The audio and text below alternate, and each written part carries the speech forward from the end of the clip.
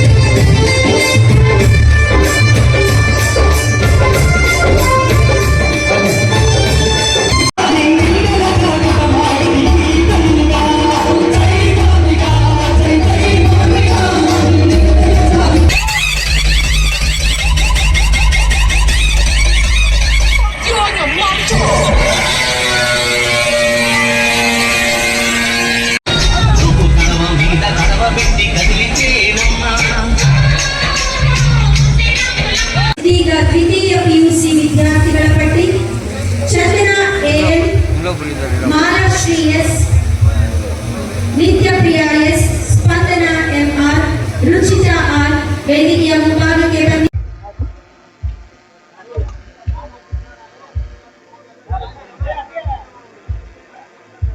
ದಯವಿಟ್ಟು ವೇದಿಕೆಯ ಮೇಲೆ ಎಲ್ಲರೂ ಸಹಕರಿಸಬೇಕಾಗಿ ವಿನಂತಿ. ನಾನು ಯಾವಾಗ ನಿಮ್ಮ ಜೊತೆಯಲ್ಲಿ ಇರ್ತೇನೆ.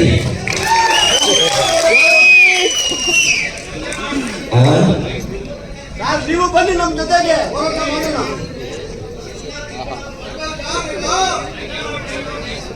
ನಾನು ಈಗಾಗಲೇ ಈ ರಾಜ್ಯದಲ್ಲಿ ನಿಮಗೆ ಪ್ರತಿನಿಧಿಯಾಗಿ ಅನೇಕ ವರ್ಷಗಳಿಂದ ಸಹಕಾರ ಕೊಡ್ತಾ ಇರ್ತಕ್ಕಂಥ ಸಚಿವರು ಮಾನ್ಯ KH ಮುನಿಯಪ್ಪನವರ ಹತ್ರನೂ ನಾನು ಮಾತಾಡಿದ್ದೇನೆ. ಈ ವಿಷಯದಲ್ಲಿ ನೀವು ಯಾವುದೇ ಕಾರಣಕ್ಕೂ ರಾಜಿ ಆಗಬಾರ್ದು.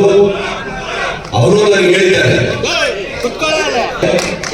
ಯಾವುದೇ ಕಾರಣಕ್ಕೆ ನಾನು ರಾಜಿ ಆಗಲಿಲ್ಲ ಅಂತ ಅಗತ್ಯವಿದ್ರೆ ನಾನು ಯಾವುದೇ ನಿರ್ಧಾರ ತಗೊಳ್ಳಕ್ಕೂ ಕೂಡ ನಾನು ಹಿಂದೆ ಹೋಗಲ್ಲ ಅನ್ನುವಂಥ ಮಾತನ್ನು ಹೇಳಿದ್ದಾರೆ. ನನಗೆ ನಂಬಿಕೆ ಇದೆ, ಸಮುದಾಯದ ವಿಷಯ ಬಂದಾಗ ಸಾಮಾಜಿಕ ನ್ಯಾಯಕ್ಕೆ ಅವರು ಯಾವತ್ತೂ ಕೂಡ ಹಿಂದೆ ಹೋಗಲ್ಲ. ಈ ಸರ್ಕಾರದಲ್ಲಿ ಪ್ರಭಾವಿ ಸಚಿವರಾಗಿರೋದ್ರಿಂದ ಅವ್ರು ಏನಾದ್ರೂ ಮಾಡಿ ನೀವು ಈ ಮೀಸಲಾತಿಯನ್ನ ಈ ಸಲ ಅದನ್ನ ಮಾಡಿಸುವಂತ ಕೆಲಸ ಮಾಡ್ತಾರೆ ಅಂತ ನನಗೆ ನಂಬಿಕೆ ಇದೆ. ಹಾಗಾಗಿ ನಾನು ಕೂಡ ನಿಮ್ಮೆಲ್ಲರ ಜೊತೆ ಇರ್ತೇನೆ. ಇದೇನು ರಾಜಕಾರಣ ಅಲ್ಲ, ಮತ್ತು ಯಾವ ಸಮುದಾಯಕ್ಕೂ ಕೂಡ ಅನ್ಯಾಯ ಮಾಡೋದಿಲ್ಲ ಇದರಿಂದ. ಮತ್ತು ದಲಿತರನ್ನ ಹೊಡೆಯುವಂತ ಕೆಲಸನೂ ಅಲ್ಲ ಇದೆ. ಬಲಹೀನ ವರ್ಗಗಳಿಗೆ ಯಾವ್ಯಾವ ಪಂಗಡಕ್ಕೆ ಎಷ್ಟು ನಿಮ್ಮ ಜನಸಂಖ್ಯೆ ಆಧಾರದಲ್ಲಿ ಯಾರಿಗೆ ಎಷ್ಟು ನ್ಯಾಯ ಸಿಗಬೇಕು ಅಷ್ಟು ಸಿಗಬೇಕು ಅನ್ನುವಂತ ಒಂದು ವಿಚಾರ ಅಷ್ಟೇ ಇದೆ. ಹಾಗಾಗಿ ಯಾರು ಇದರಿಂದ ಅನ್ಯಾಯ ಆಗಲ್ಲ.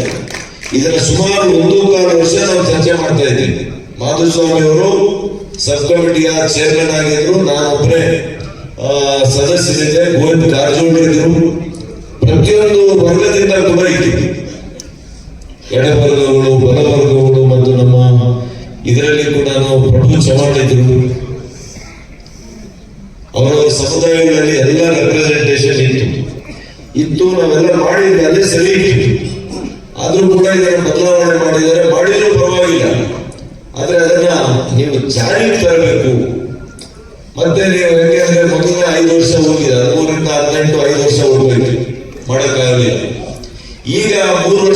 ಇನ್ನಿರೋದೇ 2 ವರ್ಷ ಈ ಸರ್ಕಾರದಲ್ಲಿ ನಮ್ಮ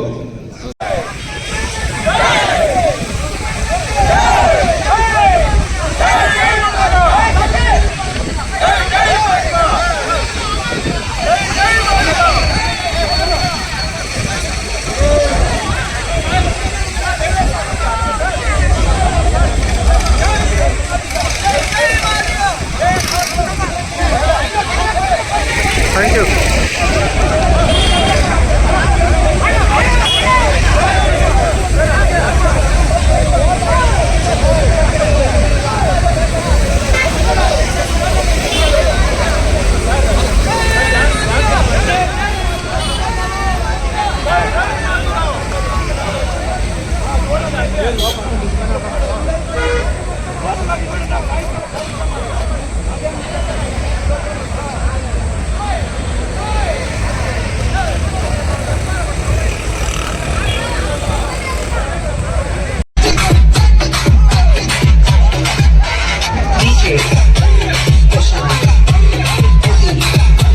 ಹುಟ್ಟಿದ್ದು ಬಾಬು ಜಗಜೀವನ್ ರಾಮ್ ಅವರು ಅಂತ ನಾವೆಲ್ಲರೂ ತಿಳ್ಕೊಳ್ತಾರೆ.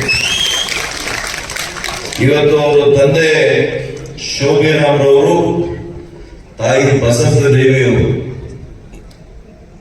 ಇವರು ಸಾಮಾನ್ಯ ಬಡತನದಲ್ಲಿ ಹುಟ್ಟಿ ಅವತ್ತು ಏನು ಜಾತಿ ಪದ್ಧತಿ, ನಮ್ಮಲ್ಲಿ ಅನಿಷ್ಟ ಜಾತಿ ಪದ್ಧತಿ ಇತ್ತು,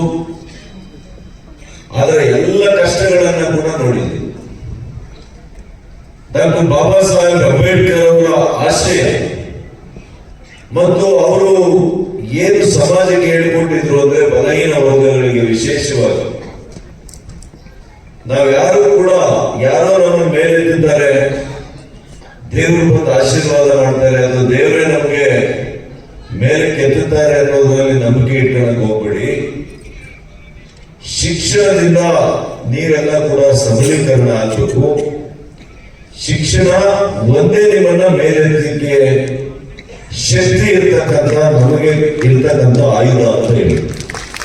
ಅದಕ್ಕಿಂತ ಶಕ್ತಿಯುತವಾಗಿರ್ತಕ್ಕಂಥ ಆಯುಧ ಇನ್ಯಾವುದೂ ಇಲ್ಲ ನಮಗೆ. ಅದಕ್ಕೆ ಉದಾಹರಣೆ ನಾನೇ ಅಂತ ಹೇಳಿ ಡಾಕ್ಟರ್ B.R. ಅಂಬೇಡ್ಕರ್ ಅವರು ಹೇಳಿದ್ರು.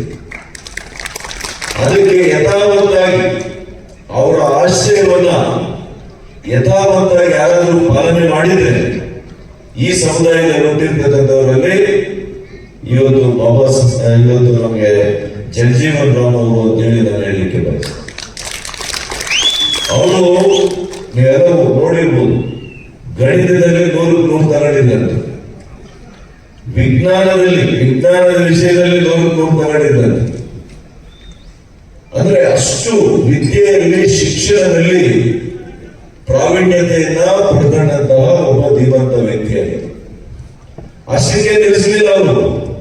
ನಾನೇನಪ್ಪ ಇವತ್ತು ಸಾಮಾನ್ಯ ಚೆನ್ನಾಗಿ ಹುಟ್ಟಿದ್ದೀನಿ, ನಾನು ಸಂಸ್ಕೃತ ಹೆಂಗ್ ಕಲಿಯೋದು ಅಂತ ವಿಚಾರ ಮಾಡಲಿಲ್ಲ. ಸಂಸ್ಕೃತ ಮಾತ್ರ ಕಲಿಯಲಿಲ್ಲ, ಅವರು ವೇದಗಳನ್ನು ಕೂಡ ಅಧ್ಯಯನ ಮಾಡಿದಂತ ಒಬ್ಬ ನಾಯಕರಾಗಿದ್ದರು. ವೇದಗಳನ್ನ ಕೂಡ ಅವರು ಅರ್ಥ ಮಾಡ್ಕೊಂಡಿದ್ರು. ಹಾಗಾಗಿ ಇಡೀ ಸಮಾಜದ ಆಗು ಹೋಗುಗಳು ಇವತ್ತು ಯಾವ ರೀತಿ ಬೇರೆ ಬೇರೆ ಸಮಾಜಶಾಸ್ತ್ರ, ವಿಜ್ಞಾನ, ಗಣಿತ, ಕಾನೂನು ಶಾಸ್ತ್ರ, ಹೀಗೆ ಒಂದು ಜ್ಞಾನದ ಸಂಪತ್ತನ್ನು ಅವರು ಬೆಳೆಸಿದರು. ನಾವು ಹೇಳ್ತೀವಲ್ಲ ಸಂಪತ್ತು, ಇವತ್ತು ಈ ಜಮೀನುಗಳು ಅದು ಇದು ಸಂಪತ್ತು, ಅದೆಲ್ಲ ಸಂಪತ್ತು ಸಂಪಾದನೆ ಮಾಡಿದ್ವಿ. ಅವರು ಜ್ಞಾನದ ಸಂಪತ್ತನ್ನು ಬೆಳೆಸಿದರು. ಅದ್ರ ಮೂಲಕ ಏನ್ ಮಾಡಿದ್ರು, ಅವ್ರು 31 ವರ್ಷಕ್ಕೆ ಅವರು ಸಂಸದರಾಗೋದು. ಶಾಸಕರ ಕೆಲಸ ಮಾಡಿದ್ರು 26 ವರ್ಷ ಅಂತ ಕಾಣ್ತದೆ ನನಗೆ. ಬಹುಶಃ ಮುಖ್ಯ ಭಾಷಣಕಾರ ಹೇಳ್ಬೋದು. 31 ವರ್ಷಕ್ಕೇನೆ ಅವರು ಸಂಸದರ ಕೆಲಸ ಮಾಡಿದ್ರು. ಅದಾದ್ಮೇಲೆ ಅನೇಕ ಜವಾಬ್ದಾರಿಗಳನ್ನ ಕೇಂದ್ರ ಸರ್ಕಾರದಲ್ಲಿ ತಗೊಂಡಿದ್ರು.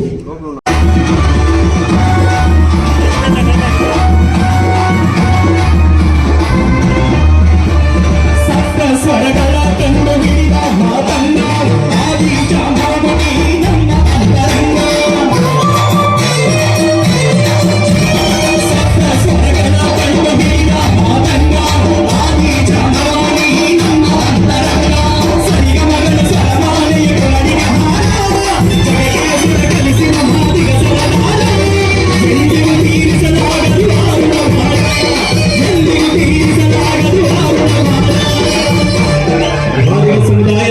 ಇತಿಹಾಸ ಏನು ಅನ್ನೋದಕ್ಕೆ ಒಂದು ಸಾಲುಗಳು ನಿದರ್ಶನವಾಗಿ ಹೇಳುತ್ತೆ.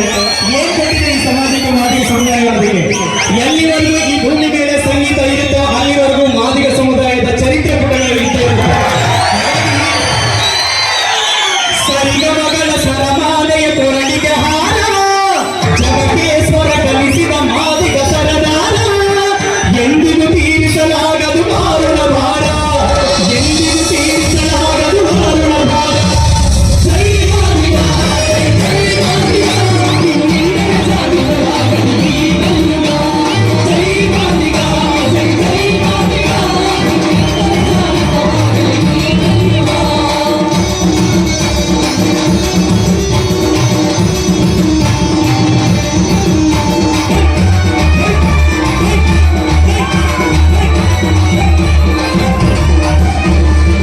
ಕಾಲದ ಶೋಷಣೆ ನಡೆಯದು ಇನ್ನು, ಮಾದಿಗ ಸಮುದಾಯ ಎದ್ದು ಬಿಟ್ಟಿದೆ ಕಣ್ಣು.